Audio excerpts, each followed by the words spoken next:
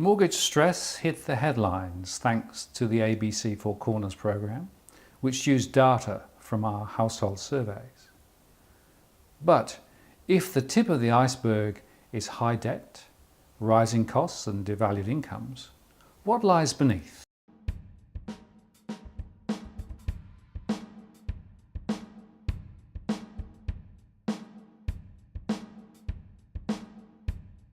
Hi, I'm Martin North, Principal Analyst at Digital Finance Analytics. We helped make the news this week, so in this special weekly edition of the Property Imperative to the 26th of August 2017, we take a deeper dive into the underlying drivers of high home prices and the resultant massive debt burden.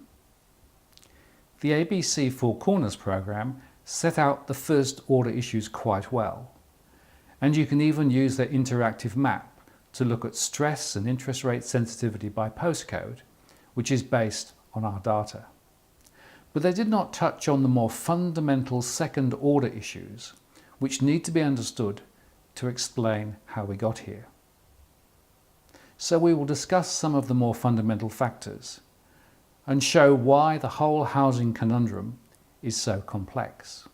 There are a number of factors which have worked together to create very high property prices here and in other countries around the world. The root cause is the shift of attitude from seeing property as somewhere to live to seeing it as an asset class ripe for investment, the financialization of property. Given the availability of cheap finance thanks to low interest rates and in many economies extra stimulus from quantitative easing, and the high demand from investors globally, price rises are evident in many countries, mirroring high stock prices. And many baby boomers are at the front of the queue looking for investment opportunities. But such high home prices makes it ever harder for new purchases to enter the market. So rates of home ownership are dropping. We also see flows of investment capital crossing international borders, thanks to financial deregulation. For example, in Australia last year, Chinese investors bought more than $30 billion worth of property, including in some postcodes more than 15% of all residential purchases. Around the world there is hot money looking for home, and the stellar returns on Australian property have made it an attractive target, especially in the light of the relatively stable political environment here, and until recently the ease by which foreign purchasers could enter the market. That said, Beijing has tightened controls on outbound investment, and this move will put pressure on prices in key property markets from New York to London. The three top overseas destinations for Chinese property investors in 2016 were the United States, Hong Kong and Australia. In Australia, demand has also been stoked by strong migration. The recent census showed that 1.3 million new migrants have come to Australia since 2011. The impact of this is much debated, with many arguing that the floods of new residents moving into Australia is one of the most significant factors in play. The Big Australia policy, which though not planned, is based on the assumption that we need more people to drive growth and pay tax. And so the current migration settings reflect this. Yet there is little proper planning for this continued lift in numbers. And some are now questioning this approach, which is causing significant congestion in our capital cities. And migration rates seem to be climbing, with the fastest net overseas migration in 4 years, according to the ABS. About 1 in 3 Australians are employed in property-related industries, from building and construction, real estate, finance, and specialist services. Because of this, there is strong political and economic support for high levels of ongoing investment. The HIA this week released the latest National Outlook report, which suggests that the housing sector will become less of an economic driver for the Australian economy, and also underscored the various regulatory interventions, from state taxes to limiting foreign investment and investor lending.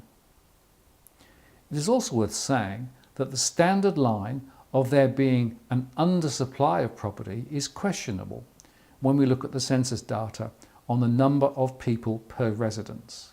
In fact, this metric has remained static at 2.6 since the year 2000. Yet most households in our surveys believe we need more construction and not less. Property investment by local residents continues apace, supported by over-generous tax concessions across both negative gearing and capital gains. Around 36% of mortgage lending is for investment property. Strong continued capital appreciation is driving this, and our recent surveys show that even first-time buyers were motivated by these gains. Property investment is pervasive, and as the Four Corners programme showed, some investors are geared up across multiple properties with an appetite for even more. Earlier this year, the ATO released their summary data, which included quite comprehensive views of the range of costs those with rental properties that offset income. They also divide rentals into those functioning as a loss and those who make a profit. Of the 2.9 million rentals, 1.1 million made a profit, the rest a loss, which can be offset against other categories of income. That means that 60% of rentals are underwater.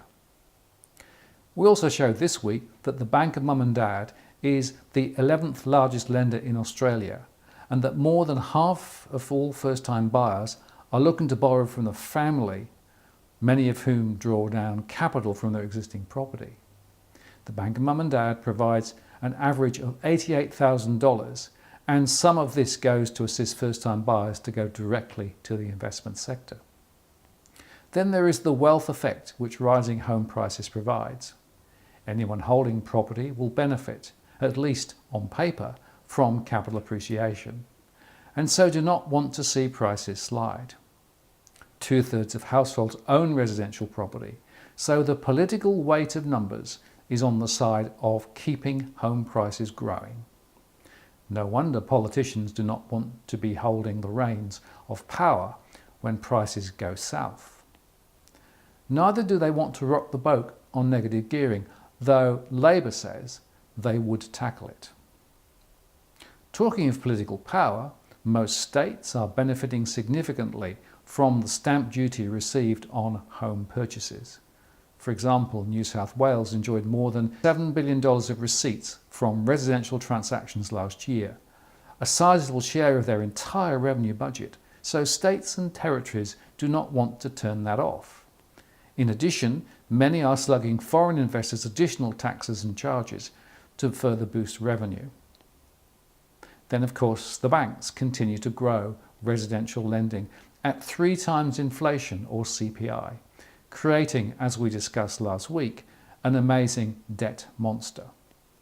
This is helped by generous capital ratios, which makes home lending more capital efficient than lending to business, even if the growth it generates is, well, illusionary. But for lenders, mortgage lending is highly profitable and remains their primary growth engine. They will continue to lend as hard as they can, targeting lower risk households in particular.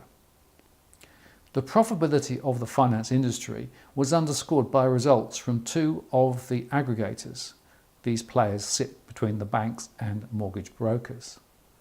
Mortgage Choice delivered a 10.2% growth in cash profit, although revenue was up just 1.1% to $199 million. They have 654 credit representatives and settlements rose to $12.3 billion. Australian Financial Group, AFG, reported a 2017 net profit of $30.2 million, an increase of 33% on 2016. They have around 2,900 mortgage brokers and process on average around 10,000 loans each month, with 45 lenders on their panel. The finance sector is reliant on a buoyant home lending sector, and as Four Corners highlighted, with 60% of their assets in this business, they will be exposed in any downturn. We also saw in the programme some examples of shoddy practices in the sector. And generally, we believe that underwriting standards are still too generous. The regulatory structure in Australia, with the RBA, ASIC and APRA, collectively with Treasury in the Council of Financial Regulators, has been myopic in its focus, not wanting to rock the boat given the high economic impact of the construction sector, with high volumes of apartments coming on stream in the next year or so. They finally got around to pressing down on interest-only loans, too little, too late in our view, but this has given the banks ample ammunition to lift the interest rates on these loans, and as a result they are competing for principal and interest loans, especially for owner-occupied borrowers with an LVR of below 80%, with very keen rates. Note too, lenders were forced to tighten their controls, which suggests that the risk management processes in the banks is not adequate. We think they are trading volume and profit over prudent behaviour. Overall loan growth is too strong relative to incomes, but no one wants to talk about the risks of this in the low income environment. The regulators are trapped because rates are too low, but they cannot raise them because of the pressure this would exert on households. They argue the systemic financial stability risks are being adequately managed. We are not so sure. Currently, loan volumes continue to grow too strongly. So, in summary, if you pile up all the stakeholder groups who benefit from rising prices, ranging from existing owners, investors, lenders, the construction sector, and the political wake of numbers, no surprise that little is being done to tackle the root cause issues of high migration, poor lending standards, and too strong mortgage loan growth. This underpins the high household debt and rising mortgage stress. The politicians may play lip service to housing affordability, and lenders still claim they are being disciplined in the current environment. But it could all too easily turn to custard. We need a focused policy on controlling migration, effective planning to accommodate growth, tighter lender restrictions, and higher interest rates. But the likelihood is we will continue to muddle through, kicking the can down the street and hoping it will turn out okay. But hope, to quote former New York City Mayor Rudy Giuliani, is not a strategy. And that's the Property Imperative Weekly to the 26th of August. If you found this useful, do subscribe to get our latest updates and check back again for next week's instalment. Many thanks for watching.